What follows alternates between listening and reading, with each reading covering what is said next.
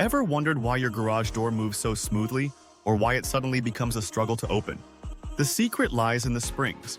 Torsion springs, mounted above the garage door, twist along a metal shaft, storing and releasing mechanical energy to lift the door effortlessly. These springs distribute weight evenly, reducing wear on other components and ensuring a quieter, safer operation.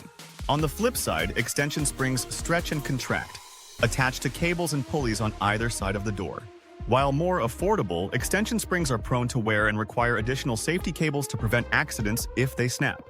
Choosing the right spring depends on your garage door's weight, available headroom, and your maintenance preferences. Heavier doors benefit from torsion springs due to their superior weight distribution and durability. Signs that your springs need attention include the door struggling to open, loud noises, misalignment, or visible wear.